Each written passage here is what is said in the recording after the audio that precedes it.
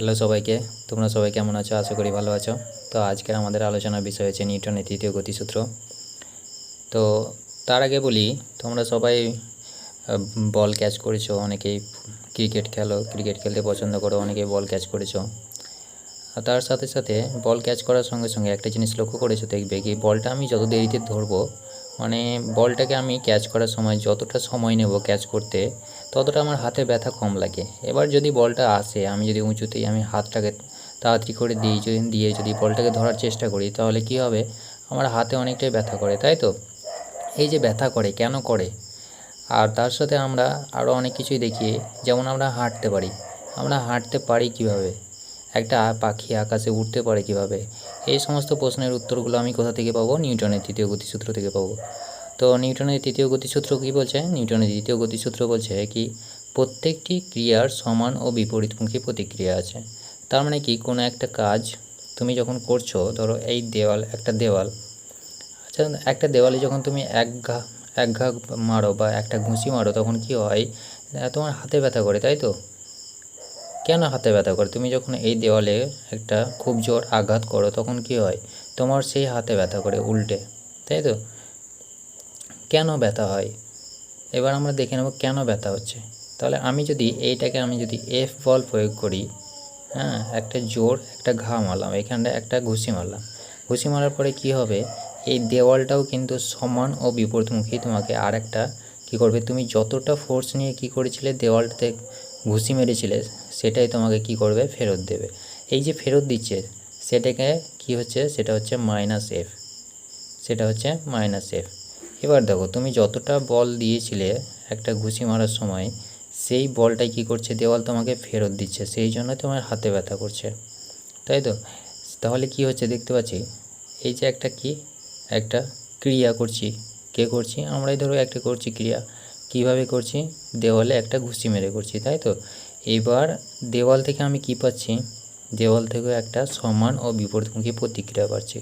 এবার প্রতিক্রিয়াটা যদি না পেতাম, তাহলে কী হতো, আমার হাতে নিশ্চয়ই ব্যথা করতো না, তাই তো? ব্যথা করতো না। তাহলে আমি দেখতে পাচ্ছি যে আমার হাতে ব্যথা করছে, তাহলে দেওয়ালও আমাকে একটা কিছু দিচ্ছে, সেই জন্যই আমাকে ব্যথা করছে। এবার কী দিচ্ছে, আমি যতটা পরিমাণে বল দিয়ে দেওয়ালটাকে আঘাত করেছিলাম, সেই পরিমাণ বল কী করছে, দেওয়ালটা আমাকে দিচ্ছে, তাই তো? তাহলে আমি বলতে পারি বলটা আমি এদিকে অভিমুখে দিয়েছিলাম, তাই তো? দেওয়াল কী করছে, উল্টো দিকে অভিমুখ করে কী করছে, সেম পরিমাণে বল প্রয়োগ করছে, কার উপর, তোমার হাতের উপর, সেই জন্যই হাতে ব্যথা করছে, ঠিক আছে? তাহলে নিউটনের তৃতীয় গতিসূত্র কী বলছে, প্রত্যেকটি ক্রিয়ার সমান ও বিপরীতমুখী প্রতিক্রিয়া আছে। এবার ধরো তুমি রাস্তার উপর দিয়ে হাঁটছো, তাই তো? রাস্তার উপর দিয়ে হাঁটছো, ধরে নাও এটা তোমার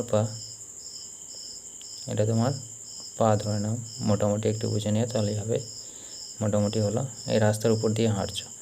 এবার হাঁটার সময় তুমি পাটাকে কী করবে, পাটাকে এরকম করবে, তবেই তো তুমি এগোতে পারবে।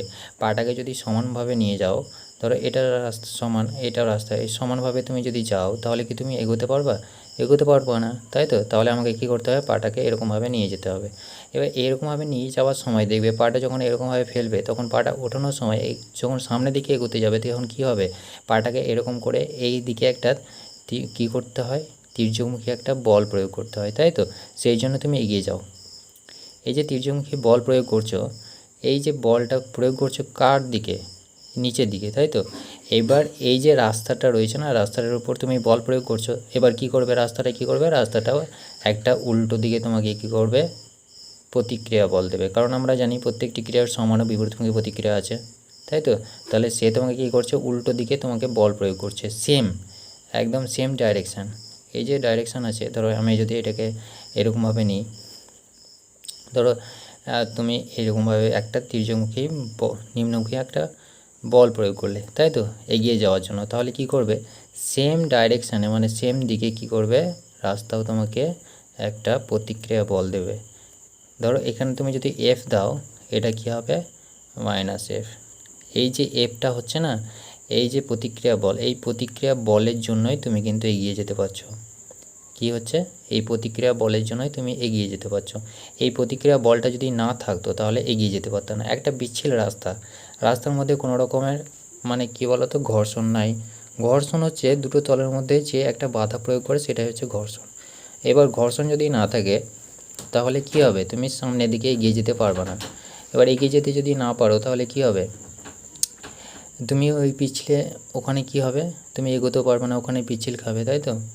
তাহলে এই যে একটা ক্রিয়ার প্রতিক্রিয়া বল, সেই প্রতিক্রিয়া বলটা কী করছে, আমাকে এগিয়ে নিয়ে যেতে সাহায্য করছে, বুঝতে পারলে। তাহলে নিউটনের তৃতীয় গতিসূত্র কী বলছে, নিউটনের তৃতীয় গতিসূত্র বলছে প্রত্যেকটি ক্রিয়ার সমান ও বিপরীতমুখী প্রতিক্রিয়া আছে। তো আমি দেখে নেবো এবার কীভাবে আমি এগিয়ে যেতে পারছি। তো আমি এটাকে ভালো করে একটা ছবির মাধ্যমে দেখাবো। ধরে নাও এটা রাস্তার উপরে ত্রিজ্যমুখী বল প্রয়োগ করছি, সেটা হচ্ছে কি ধরে নেবো, এটাকে এফ ধরে নিলাম, তাই তো। ত্রিজ্যমুখী বল প্রয়োগ করছি এফ, তাহলে এফ বা পি যা কিছু একটা ধরে নাও। তাহলে এ কী করবে, সমান ও বিপরীতমুখী প্রতিক্রিয়া বল কোন দিকে ক্রিয়া করবে, উল্টো দিকে ক্রিয়া করবে, তাই তো। আমরা জানি যেদিকে আমি বল প্রয়োগ করব তার উল্টো দিকে কী হবে, প্রতিক্রিয়া বল ক্রিয়া করবে। তাহলে এটা উল্টো দিকে ক্রিয়া করছে, তাই তো। উল্টো দিকে ক্রিয়া করলে কি হবে, তো এটাকে আমি নাম দিলাম, কি নাম দিলাম, এটাকে নাম দিলাম আর, ঠিক আছে। তাহলে এই যে আর, আমি যদি এটাকে কি করি, দুটো দেখো এইখানটায় কী ছিল, যখন এই লোকটা যখন দাঁড়িয়েছিল তখন কী হচ্ছিল, তার ওজনের বিরুদ্ধে তো একটা বল ক্রিয়া করছিল, তাই তো। ধরো এই রাস্তাটায় কী হচ্ছে, লোকটা দাঁড়িয়েছিল, তাহলে তার ওজনটা কোন দিকে ক্রিয়া করছিল, নিচের দিকে ক্রিয়া করছিল, তাই তো।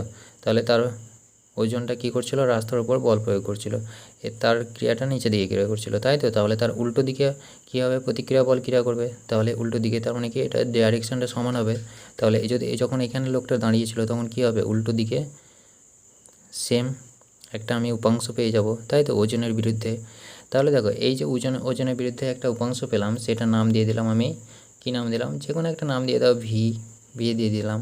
তাহলে এই দিকে আর একটা আমি উপাংশ পাচ্ছি, আনুভূমিক উপাংশ যেটা পাবো, তাই তো। এগিয়ে যাওয়ার জন্য আমাকে কোন দিকে এগিয়ে যেতে হচ্ছে, এই আনুভূমিক দিকে এগিয়ে যেতে হচ্ছে, তাই তো। তাহলে এই আনুভূমিক দিকে এগিয়ে যেতে হচ্ছে। তাহলে এই যে এই আরের জন্য বা প্রতিক্রিয়া বলের জন্য আমি কি করছি, আনুভূমিক দিকে এগিয়ে যেতে পারছি। এটার নাম দিয়ে দিলাম আমি, কি নাম দিলাম, এটার নাম দিয়ে দিলাম এইচ, এটার নাম দিয়ে দিলাম এইচ দিয়ে দিলাম। তাহলে এই যে আরটা কি, প্রতিক্রিয়া বল, কার প্রতিক্রিয়া বল, এই যে এফটা প্রয়োগ করছি আমি, সেটা প্রতিক্রিয়া বল। আরের দুটি উপাংশ পেলাম, একটা পেলাম ভি, একটা পেলাম এইচ। তাহলে এই যে দুটো উপাংশ পেলাম, এই যে উপাংশটা পাচ্ছি, এই উলম্ব উপাংশটা, সেটা কার বিরুদ্ধে, ওজনের বিরুদ্ধে।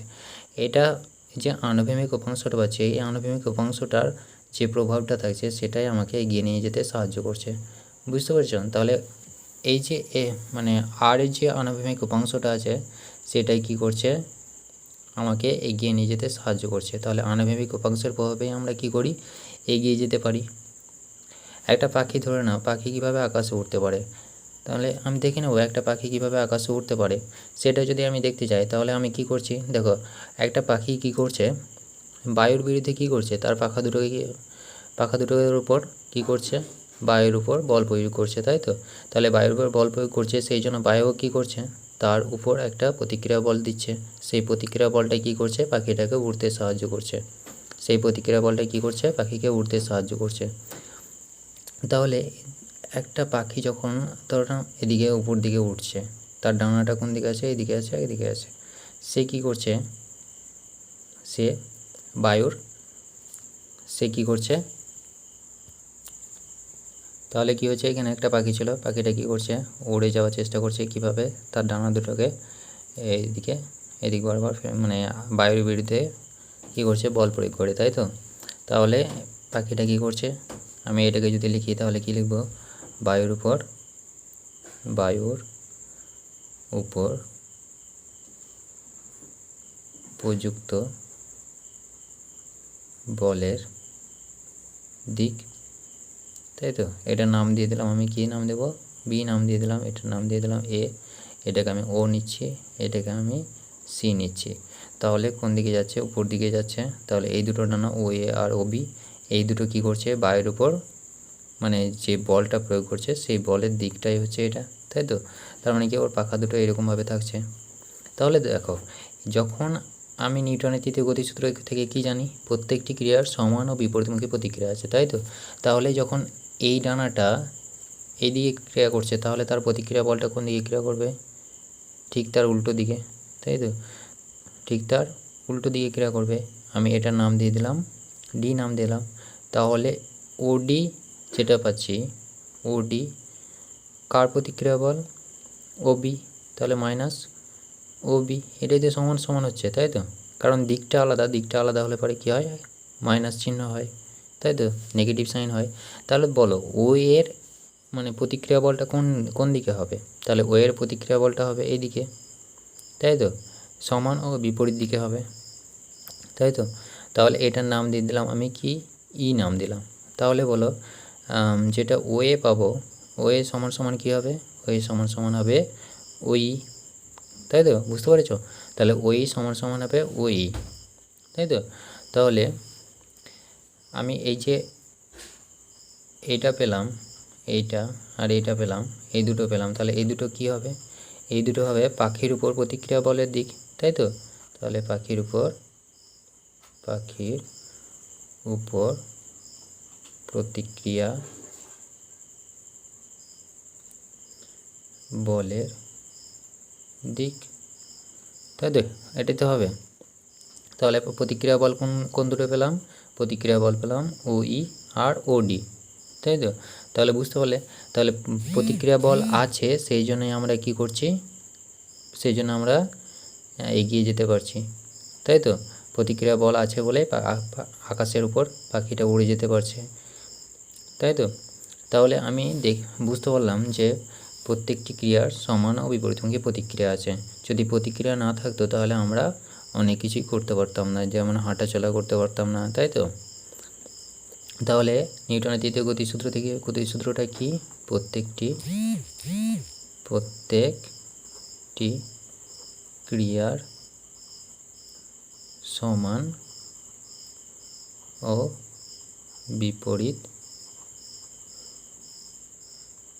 বিপরীতমুখী প্রতিক্রিয়া, প্রত্যেকটি ক্রিয়ার সমান ও বিপরীতমুখী প্রতিক্রিয়া বল প্রয়োগ করে বা আছে।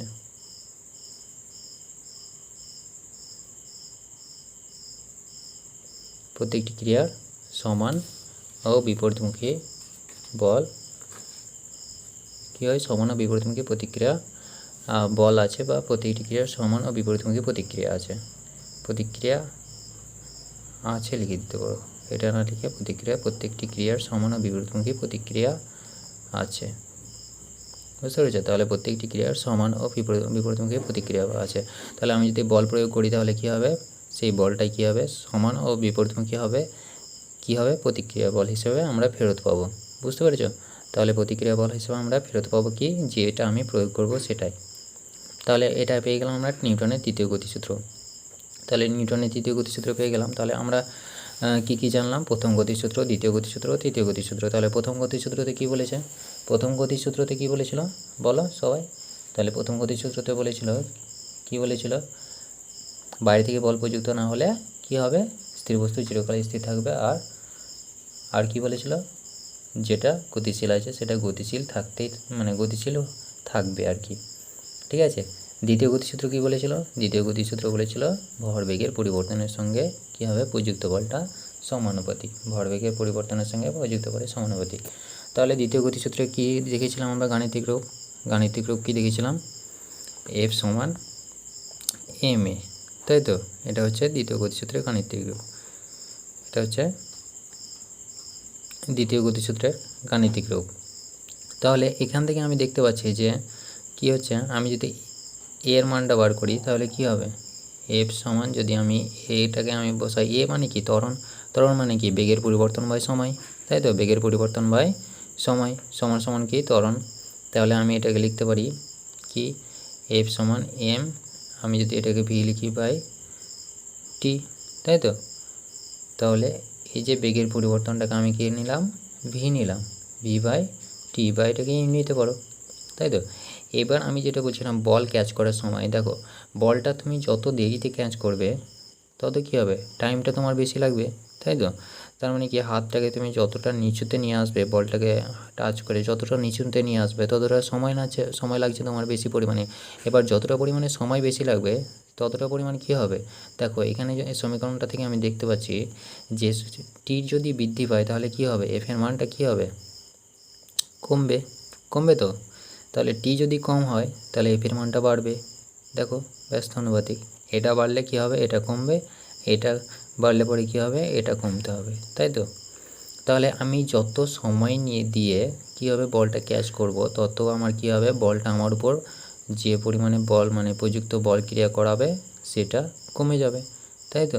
তাহলে আমি সময় দিচ্ছি কি কাকে, বলটা ক্যাচ করার জন্য আমি সময়টা বেশি করে নিচ্ছি বলটাকে ক্যাচ করার জন্য, যাতে আমার হাতের উপর কী করবে, বলটা বেশি পরিমাণে কী হবে, বল প্রয়োগ করতে যাতে না পারে এবং আমার হাতে যাতে ব্যথা না লাগে, সেই জন্য আমাকে কী করতে হচ্ছে, সময়টাকে বেশি দিয়ে কী করতে হচ্ছে, টাইমটাকে আমার বেশি লাগছে, টাইমটা আমি বেশি দিয়ে কী করছি, এফটাকে আমি কমানোর চেষ্টা করছি। বলটা আমার কী করবে, বলটা যখন আমি ক্যাচ করবো তখন কী হবে, বলটা তো আমার হাতের উপরে একটা বল প্রয়োগ করবে, তাই তো? সেটাই আমার কি এফ। এবার আমি সময় যদি বেশি নিই ওইটাকে মানে বলটাকে ক্যাচ করার জন্য, তাহলে কী হবে, এফের মানটা কমে যাবে আস্তে আস্তে, তাই তো? টি যত বাড়াবো এফের মান তত কী হবে, বাড়বে। টি আমি যত বাড়াবো এফের মান তত কমবে। বুঝতে পেরেছো? সেই জন্য আমরা বল ক্যাচ করার সময় দেখবে যারা খেলোয়াড় আছে তারা কী করে, বলটাকে সঙ্গে সঙ্গে না ধরে হাতটাকে কিছুটা নামিয়ে মানে বলটার সময় হাতটাকে কিছুটা নিচে নামিয়ে কী করে, বলটাকে ক্যাচ করে যাতে হাতে ব্যথা না হয় বা হাতে যাতে খুব জোর না লাগে, সেই জন্যই।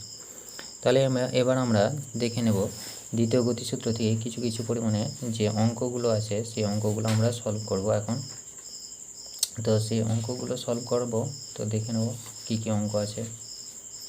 তা আমি একটা অঙ্ক দিচ্ছি, সবাই করো। তাহলে আমরা কি জানি গাণিতিক রূপ, এটা এফটা কি প্রযুক্ত বল, এমটা কি বস্তুর ভর, আর এটা কি বস্তুর ত্বরণ, তাই তো? বস্তুর ত্বরণ। তাহলে আমি প্রথম কোশ্চেনটা নিয়ে নিই, বলো তো। আমি নিলাম যেটা এফ প্রযুক্ত বল 75 নিউটন বল কোনো বস্তুর ওপর ক্রিয়া করে, কোনো বস্তুর উপর ক্রিয়া করে 3 মিটার পার সেকেন্ড স্কোয়ার, কোনো বস্তুর উপর ক্রিয়া করে 3 মিটার পার সেকেন্ড স্কোয়ার ত্বরণ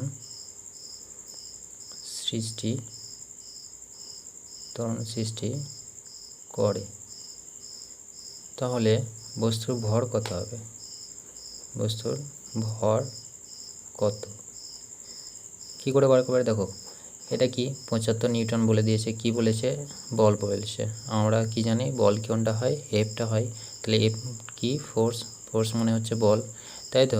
কি বলেছে, কোনো বস্তুর উপর, তাহলে এটা ধরে নাও একটা বস্তুর উপর কি প্রয়োগ করছে, এফ প্রয়োগ করছে, সেটা কত 75 নিউটন, তাই তো? এটা প্রয়োগ করছে কি দিয়ে, তারপরে কি তৈরি হচ্ছে, ত্বরণ যেটা সৃষ্টি হচ্ছে, এ কত তৈরি হচ্ছে 3 মিটার পার সেকেন্ড স্কোয়ার, তাই তো? আমাকে বলেছে এমটা কত হবে, এই বস্তুর এমটা কত বার করতে বলেছে। তাহলে আমি পেয়ে যাব সমীকরণে আমি কি পাই, এফ সমান এম এ। তাহলে দেখো আমি কি পেয়েছি, এফটা 75 পেয়েছি, এমটা আমাকে বার করতে হবে, এটা বলে দিয়েছে 3, তাই তো?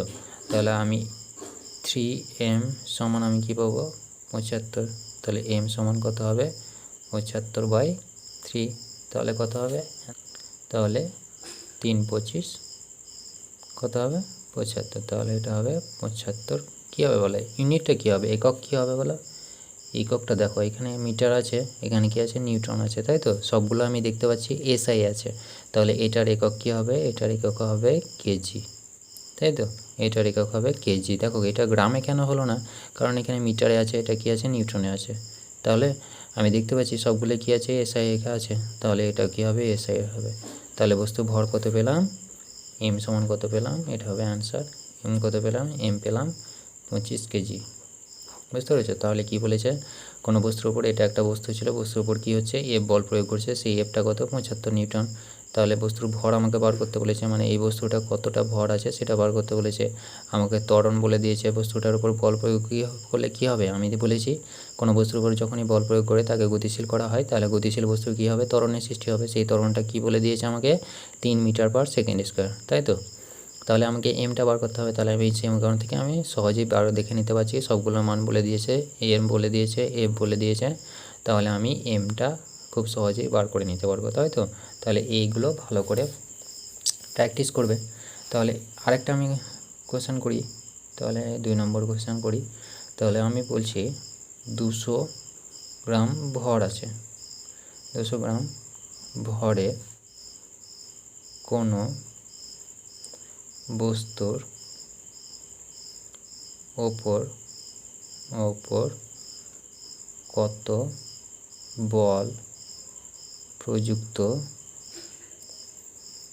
বল প্রযুক্ত হলে 1.5 মিটার/সেকেন্ড স্কোয়ার ত্বরণ সৃষ্টি হবে, বার করো। তাহলে দেখো এখানে বলে দিয়েছে কি, বস্তুর ভরটা বলে দিয়েছে কত, 200 গ্রাম। কোনো বস্তুর উপর কত বল প্রয়োগ করে, মানে কি কত বল, কি বলেছে, এফটা আমাকে বার করতে হবে, তাই তো। প্রযুক্ত হলে কি হবে, ত্বরণ কত সৃষ্টি হবে, 1.5 মিটার/সেকেন্ড স্কোয়ার, তাই তো। তাহলে এটা কি ত্বরণ, এ বলে দিয়েছে, এম বলে দিয়েছে কত, 200 গ্রাম। তাহলে দেখো এখানে কি আছে, আমি এখানে আলাদা আলাদা করে লিখে নেবো অ্যান্সারটা। তাহলে এখানে বলেছে এমটা বলেছে কত, 200 গ্রাম, তাই তো।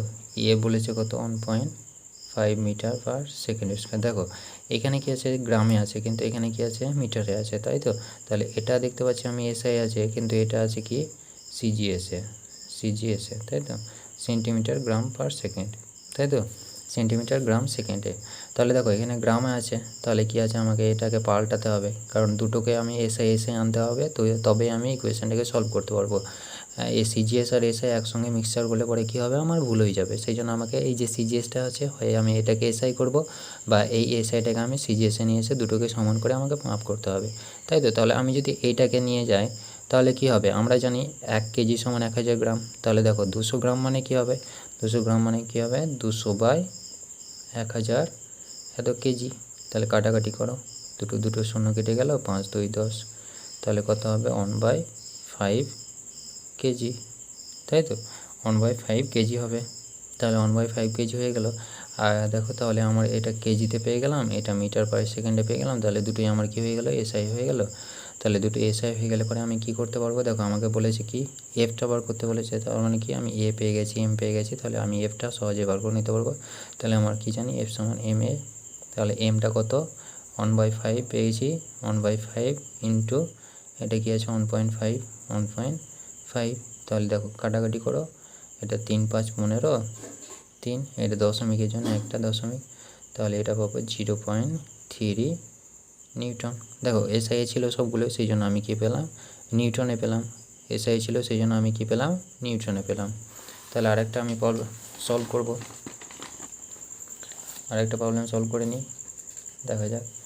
এবার তোমরা করে দেখাও, আমি একটা প্রবলেম দিচ্ছি, লিখো, একটি বস্তুর ভর কত বলে দিয়েছে, একটি বস্তুর ভর আমি নিলাম 2 কেজি, একটি বস্তুর ভর নিলাম 2 কেজি, তাই তো। একটি বস্তুর ভর নিলাম 2 কেজি, বেগ নিলাম কত, বেগ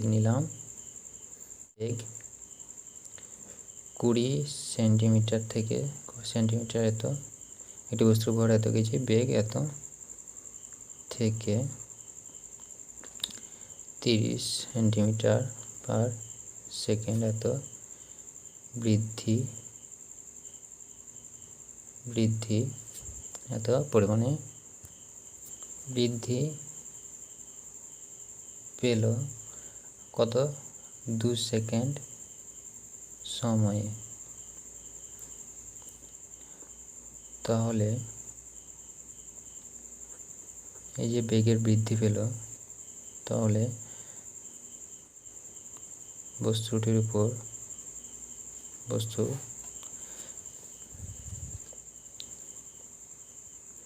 বৃদ্ধি পেল, তাহলে বস্তুর উপর প্রযুক্ত বল কত। দেখো কোনো বস্তুর ভর কত ছিল, 2 কেজি ছিল, সেটা কী হয়েছে, বেগটা কী হয়েছে 20 থেকে 30 হয়েছে, তার মানে নিশ্চয়ই তার উপর কী হয়েছে, বল প্রযুক্ত হয়েছে। এবার যে যত পরিমাণে, কত সেকেন্ডে, 2 সেকেন্ডে, তাই তো 2 সেকেন্ডে কত ছিল, 20 থেকে 30 সেন্টিমিটার পার সেকেন্ড কী হয়েছে, বেগের বৃদ্ধি পেয়েছে, কত সেকেন্ডে, 2 সেকেন্ডে, তাহলে নিশ্চয়ই ওর উপর প্রযুক্ত বল হয়েছে। তাহলে তো যদি প্রযুক্ত বল না হতো তাহলে কী হতো, বেগ বৃদ্ধি পেত না, তাহলে বেগ বৃদ্ধি পেয়েছে, তার মানে কি, তার উপর প্রযুক্ত বল হয়েছে, সেই প্রযুক্ত বলটাই কত সেটা বার করতে বলেছে। তাহলে দেখো আমাকে বলে দিয়েছে বস্তুর ভর বলে দিয়েছে কত, এম বলেছে 2 কেজি, তাই তো। এবার আমরা কি জানি, ত্বরণ সমান সমান কি জানি, বেগের পরিবর্তন বাই সময়, তাই তো। তাহলে প্রাথমিক বেগ কত বলেছে, দেখো প্রাথমিক বেগ বলেছে 20 সেন্টিমিটার পার সেকেন্ড, আর অন্তিম বেগ বলেছে 30 সেন্টিমিটার পার সেকেন্ড। আমরা কি জানি, অন্তিম বেগটা কি হয়, অন্তিম বেগ মাইনাস প্রাথমিক বেগ বাই সময়, তাই তো। তাহলে অন্তিম বেগ আমি ধরে নিই ভি, আর প্রাথমিক বেগটা আমি ইউ ধরি, আগের ভিডিওতে আমি বলেছিলাম। তাহলে অন্তিম বেগ কত, দেখো এখানে 20 থেকে 30 এসছে, তাই তো। তার মানে কি, অন্তিম বেগ আমার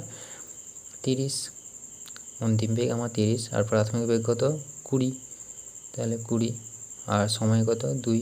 তাহলে দেখো এখানে কত পাচ্ছি, বিয়োগ করলে পরে 10 পাবো, আর নিচে 2, তাহলে 5 কী পেলাম, সেন্টিমিটার পার সেকেন্ড স্কোয়ার পেলাম, তাই তো, সেন্টিমিটার পার সেকেন্ড স্কোয়ার।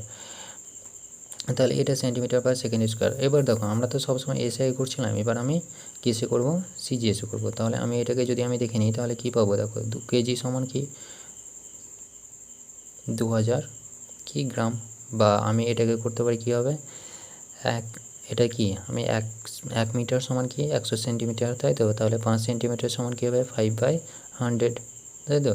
তো আমি এটাকে সহজ করার জন্য আমি শুধুমাত্র এটাকে কেজি গ্রামে নিয়ে এলাম, আমি সিজিএসও বার করবো, তাই তো। আগেরগুলো এসআই বার করছিলাম, এবার আমি সিজিএসও বার করবো। তাহলে আমি দেখতে পাচ্ছি, তাহলে আমি এখান থেকে বার করে নিতে পারি এফ সমান কি এম এ।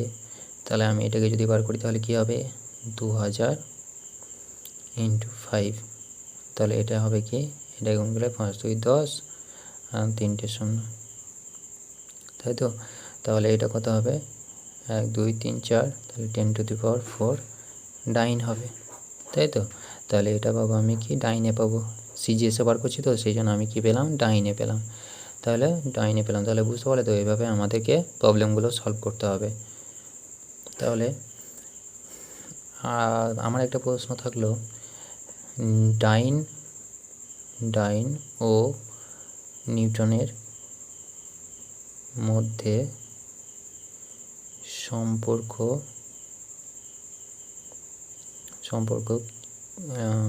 কি হবে, লেখো সম্পর্ক কি,